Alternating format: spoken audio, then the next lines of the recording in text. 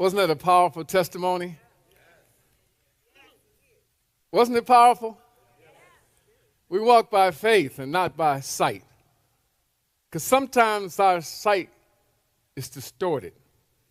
It's blurred. And so we walk by this thing called faith, knowing that there is enough in the universe for me. There is enough in the universe for me. When Daisy told me about what she had manifested, Reverend, it goes to the heart and soul of what this community is about. We're not just about hooping and hollering, memorizing Bible verses. The idea is to interpret all things. All words matter. This morning, I came to teach, not to preach. I came to put you to work because the word works when you work it. Last time I spoke to you, I said there's a lot of people who know the word, but they don't practice the word. Practice, practice, practice. It's what spirituality is all about. It's about what Christianity is. And so today, I know it's Labor Day weekend, but this morning I want to put you to work. And tomorrow, you can take a day off from laboring. So can we work this morning? So if you're watching online, I want you to simply just type in, I'm in divine order. I'm in divine order. And if you're in this sanctuary, I'll call it, please rise.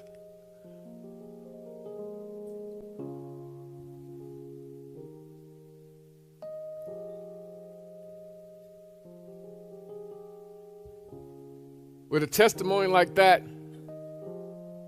I'm believing more than ever that there's something greater for each and every one of us, something more than what we see right now, who we are right now. So repeat after me. I live in divine order. God's principle is alive in me today. Nothing is out of order in spirit. All things in my life are aligning right now. So repeat after me. To everything, there is a reason. To everything, there is a season and a time for every purpose under heaven.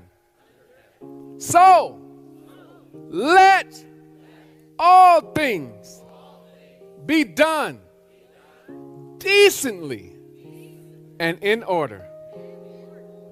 I want you to look at somebody and say, I'm getting everything in order.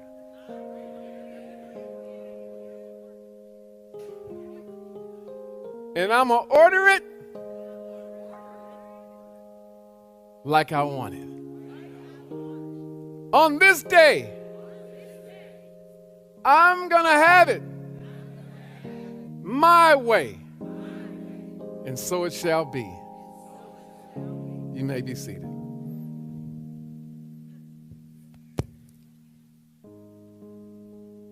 Reverend Wilman, tomorrow is September 1.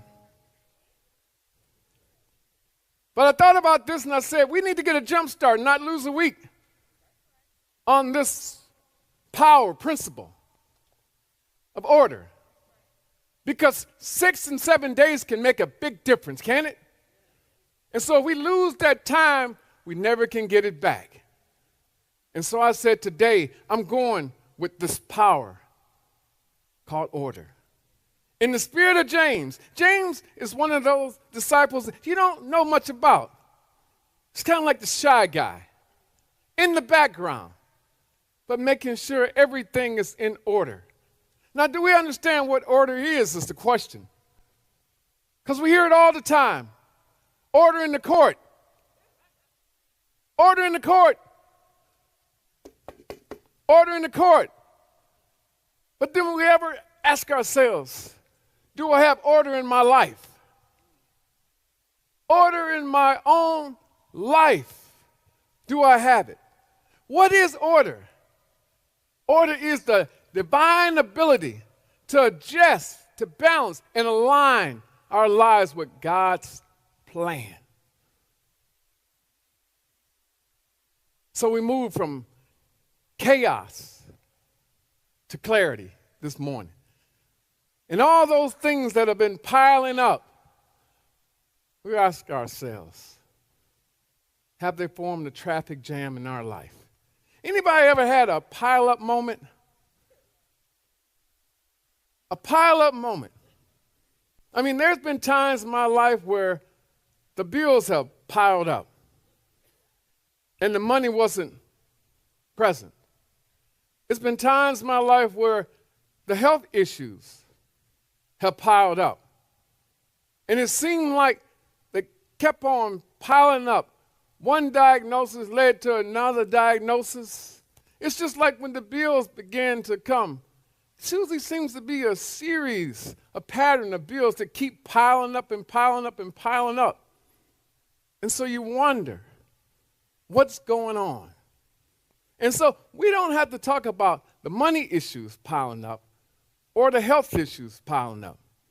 But what about the emotional issues that just seem to pile up? The things that cause us to feel guilt, fear, and frustration. Anybody ever felt guilt? Fear? Frustration? And it seems like it just piles up and we can't get rid of those piles.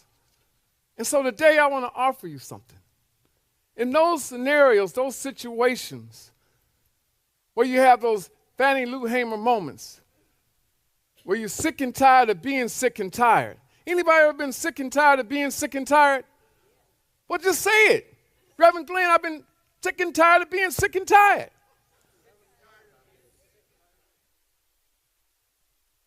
And that's how I get sometimes. And then I holler out. And I learned it from my mother. Lord, help me. Help me, please. Anybody ever hollered out that simple wake up of a bond between spirit and the human side of you that seems to be frail, without the capacity to move forward, stuck? Lord, help me. And then the Spirit comes back and says, you don't have to fix it. You just have to trust me and take the next step. Myrtle Fillmore, in her book that I've been reading again and again, How to Let God Help You. Anybody ever read this book? Classic book? All right. 2 people. But it's a suspicious title, Brett. It says, How to Let God Help You. Why would you have to let God help you if you know that God is almighty? But why would Myrtle Fillmore, co-founder of Unity, writes such a book, How to Let God Help You. Because if you read through the pages of the book, she talks about a resistance that we build up. A resistance that makes us resist the power of the word, the will, the way of the Spirit. She goes through all of these pages and tells us that because you've gone through this earthly experience, this human experience, you form some biases, some behaviors, some ideologies that make you positioned now to have to learn how to let God help you. Does anybody here need help? Does anybody here need help?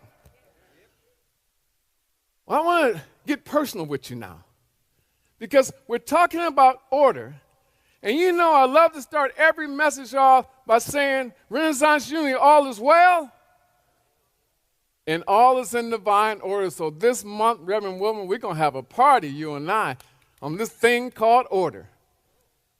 Because we know that in most cases, when our life is not working the way we want it to work, we're not working the word, and we're out of order. But one of the toughest things to do is take that introspective perspective and say, I'm out of alignment. I'm out of order. There's something that I can do. And so I love it in the book when Myrtle Fillmore says, if we look only at conditions, we will be blinded by them. But if we look to God within us, we will see the truth that makes us free. Imagine that. That's a breakthrough moment for me. When I read this book some 17 years ago, Michael, I read this book and I read that passage and it spoke to me and it became my breakthrough moment. If we look only at conditions, we will be blinded by them. But if we look to God within us, we will see truth that sets us free. There is nothing more than I wanted in my life. It's to move from the chaos, to move from the poverty. And then what was amazing about this is that she talked about a consciousness, a mindset that we have. And I discovered this thing called a prosperity consciousness and slowly began to shift. Can we say shift? Shift my mind away from the things that were shifting me away from the power within. Now, can we go a little deeper? Y'all ready to go deeper? But take some notes. Take some notes. There is a contrast between poverty mindset and prosperity mindset. And if we're out of order, we'll be thinking in that poverty mindset as opposed to the prosperity mindset. Follow me? Not yet. Two mindsets, right? What are the two mindsets? Poverty mindset, prosperity mindset. Now, before you go off and think that this is about money, tell your neighbor, it's not about money. This is not about money. So here we go. But a poverty mindset means I am thinking there's not enough for me to have something that I want right now. Look at it. A poverty mindset means I am thinking there is not enough good for me to have some of it right now. When?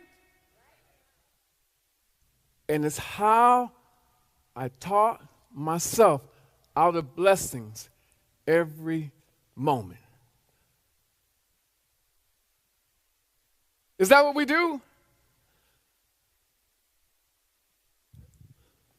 A poverty mindset means I am thinking there's not enough good for me. So every time I think that way, I think there's not enough for me. There's not enough within me. That's what I'm really saying. If I see poverty, I'm starting out with an introspective thought that there's not enough in me to have the abundance, the prosperity that is rightfully mine. Other people get ahead, but that's not my story. It's what we tell ourselves. The mindset that keeps you stuck. Because poverty is not just a lack of money. It's a lack of faith. It's a lack of belief. And it's a lack of the vision to move forward. The prosperity consciousness is what I'm anxious to get to. And when we're in that mode, we say these things. God is my source. I am never cut off. There is enough within me because the Christ in me is more than enough.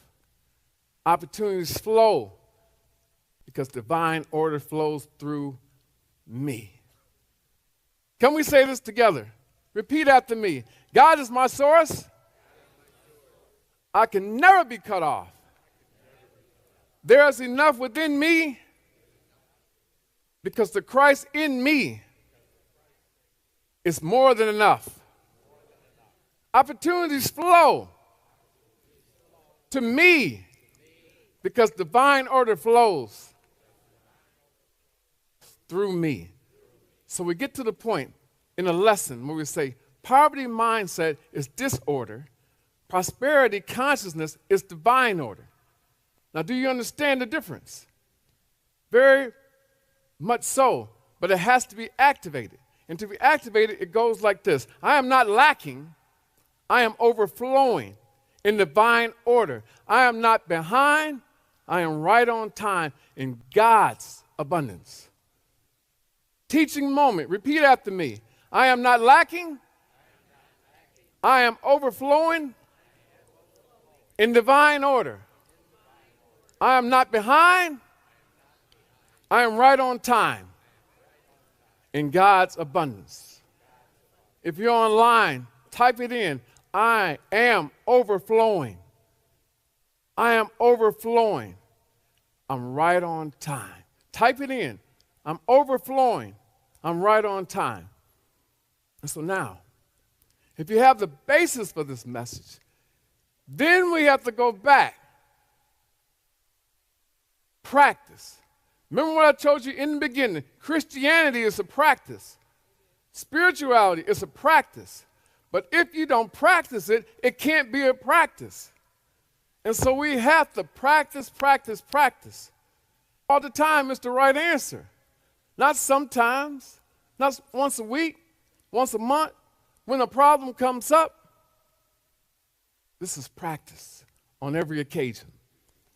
And so we need some techniques to practice.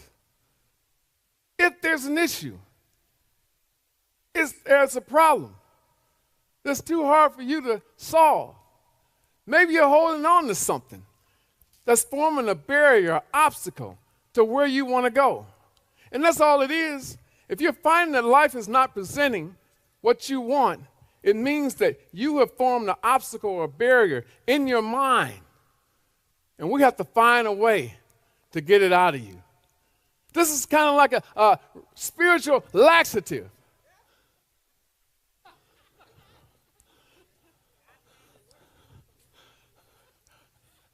How do we get it out of you?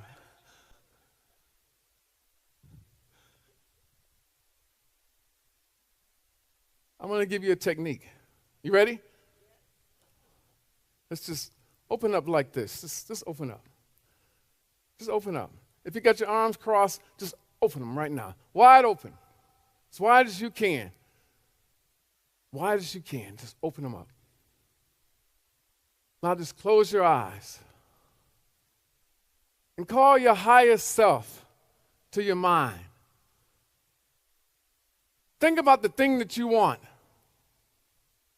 The thing that you need. The thing that you want to manifest. With 122 days left in this year, 2025. You're saying, I've let some days, some minutes, some hours, some weeks, some months get away from me. But now with 122 days, I want to start anew. So you say, search me, O Lord. Search me, O Lord.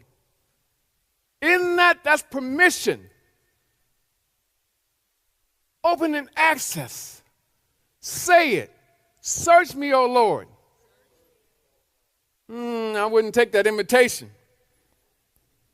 Say it with 122 days left in the year and the minutes are counting down. Say it. Search me, O Lord. Search me, O Lord. Now you say this. Just listen to me. Whatever thoughts keep me out of harmony, remove them. Whatever fear keeps me from peace, remove them. Whatever beliefs and habits keep me from divine order, remove them. Lord, I release this thought. I release this fear. I release this block of beliefs and habits. Now say this with me, with conviction and purpose and commitment. Whatever thoughts keep me out of harmony, remove them. Whatever fear keeps me from peace, remove them. Whatever beliefs and habits keep me from divine order, remove them. Lord, I release this thought. I release this fear. I release this block of beliefs and habits. I am cleansed. I am aligned. I am free. Thank you. You may open your eyes. And when you come to that point where you're serious about being committed, like me, you'll have a change of heart. A change of heart. I changed up my heart. And I gave away all thoughts of lack and limitation and having a lackluster life. Being not enough. Not having enough. And then I said, if I've changed, I changed my heart. So if you're online right now, type it. I've had a change of heart. And there's an affirmation that says, I've had a change of heart.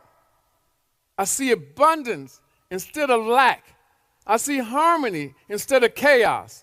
I see divine order working in me, through me, and for me. Scripture tells us, to everything there is a season. And that means there must be a purpose for me going through what I'm going through right now in this moment. But if there's a season, can we say season? And there's reason for every season. That means I'm passing through a season. Yeah. I'm just passing through a season. That's all this is.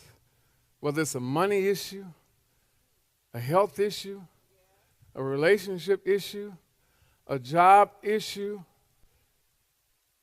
I'm just passing through the season. And that's what keeps me calm. So if you see me and you say, Reverend Glenn, how you always so calm, cool, and collected? In the middle of chaos, calamity, confusion in this world, how do you stay so calm, cool, and collected?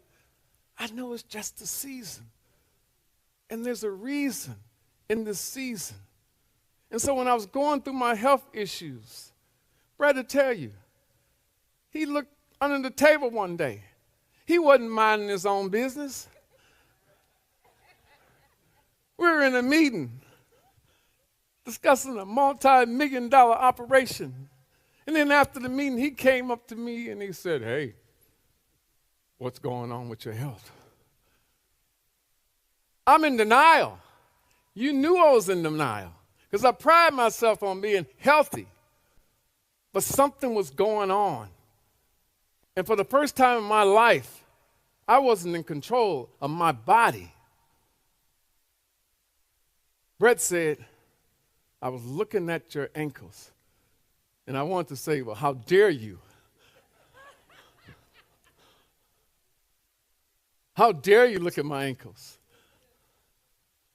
And then it set off this chain of events where Leah connected with Brett, who connected with Stuart, and this trifecta happened.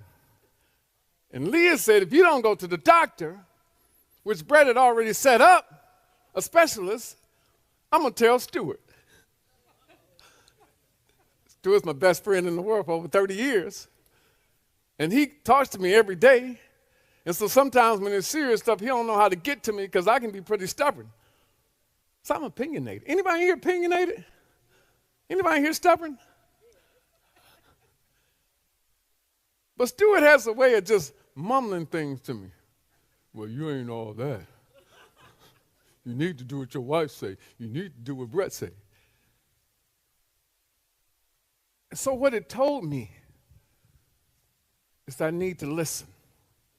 I'm going through a season, but if I don't take action, corrective action, what kind of action? Corrective action, and come into consciousness with something new, then I can expect the worst. And I blew it off for a couple of days, and I said, well, it's just part of getting old. Heart disease runs in my family. I saw my mom with swollen ankles, like elephant legs. You ever seen somebody with elephant legs? Well, I saw her for 13 years, swollen ankles. And so I said, do I want to be like that if I can come into a new consciousness? So I went to the doctor. Leah was happy. I think that was one of the only time in 14 years she made dinner.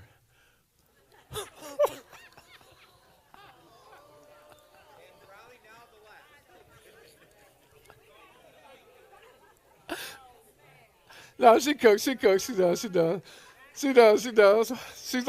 She's always been a dime about getting me those, what's those Costco's rotisserie chickens and everything like that. It's been great.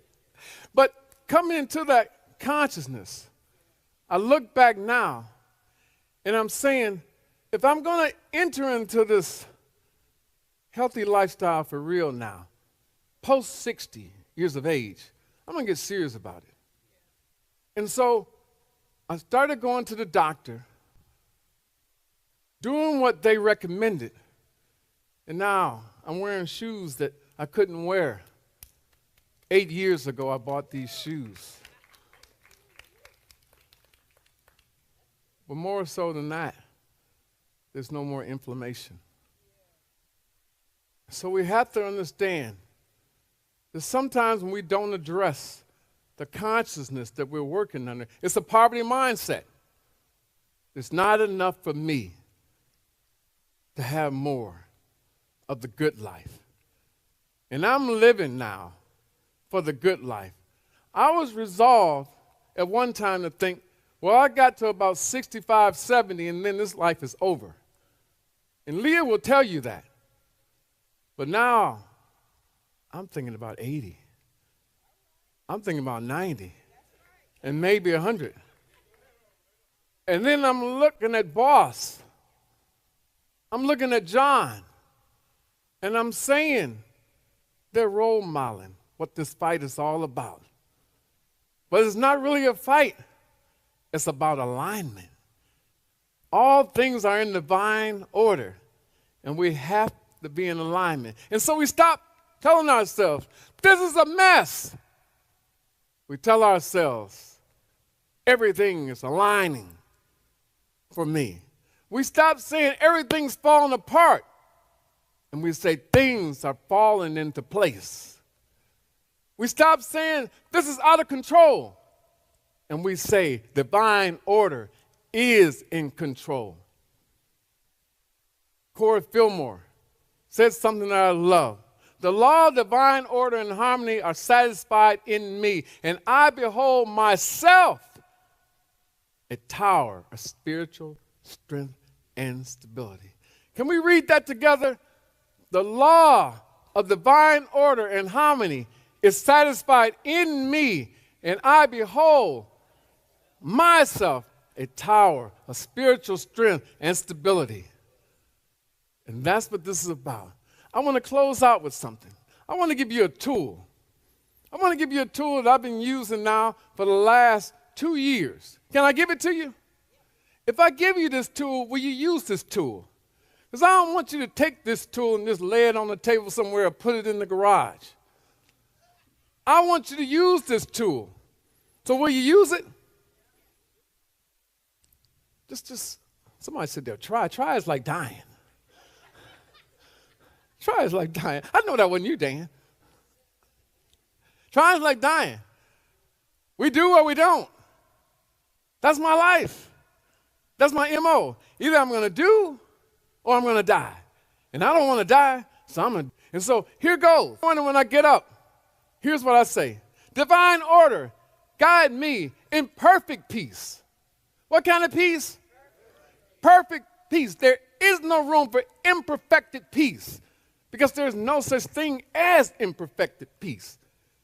Peace, be still and stay with me. Divine order, guide me in perfect peace today. Order my steps into a higher consciousness and demonstration of goodness, mercy, grace, and greater mind, body, and spirit. That's my daily morning practice tool. That's it. So let's say it together. Divine order, guide me in perfect peace today. Order my steps into a higher consciousness and demonstration of goodness, of mercy, grace, and greater mind, body, and spirit. And that's the way we do it. God's word, God's will, and God's way. God's word never changes. Same today, same as it was yesterday, and same as it will be tomorrow. Let's stand and say an affirmation.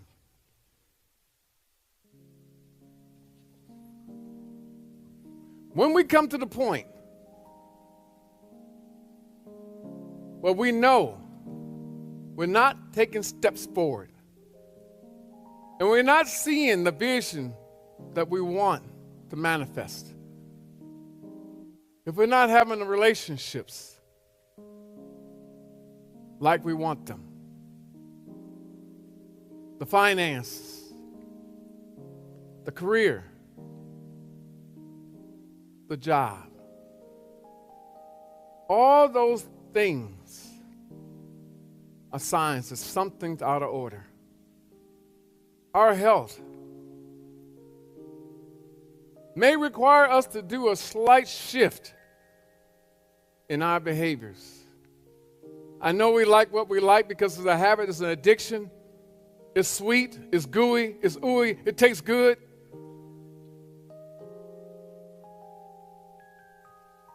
But if I could just take away one thing and it prevents a problem from being persistent, I'll do it. Stuart knows the story. What was my go-to on our road trips? Cashews, chicken, and iced tea. But to come to find out that cashews are not a nut. I didn't know that. Did you know that? Cashews are not a nut.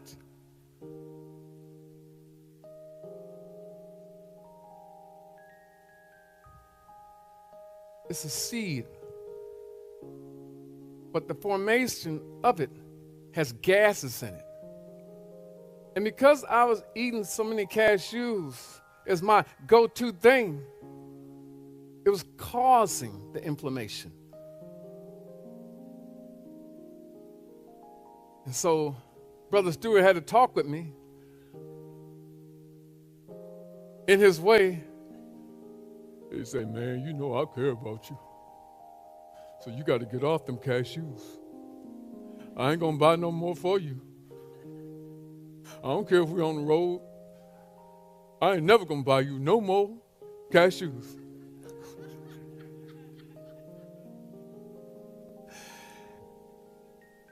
And when your best friend pulls you in, and then your wife stops buying the jugs of cashews, because we get the Costco ones. My baby, when she goes to the store, she just loading up. So I got a jug in my car, in the house, in my office. But after I found that out, I just went to all those locations and made a trip to the trash can. Didn't want to give them to the squirrel because I don't want no swollen squirrels in my neighborhood.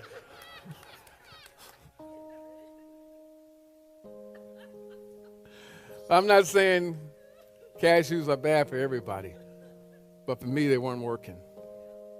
And the habit I had for 20-some years, I had to give up. But the difference is now I'm down 42 pounds. That's not for applause, but it's just to let you know. And when we come to a different conscience level and put things in divine order, all things really are possible through the Christ that strengthens us. All we have to do is say yes. Say yes to the invitation to move to a higher level. All you have to do is say yes. After you say, search me, O Lord, just say yes. That's all I do every day. I don't know everything, but I let divine spirit guide me now. I surrender all. All. Let's say an affirmation. I live in divine order. I choose prosperity over poverty. Divine order works in my finances, my health, my relationships, my peace. I rise again and again because Spirit lifts me. Whatever are the desires of my heart, I can have it, I can do it, I can be it, because I am aligned with divine order. Look at somebody and say, when you're in divine order, you're unstoppable. So keep being in alignment and stay unstoppable. Because God loves you, Spirit loves you, Reverend Glenn loves you, and I love me too. Renaissance Community, I love you, and there's nothing you can do about it. Thanks for having me this morning. God bless each and every one of you.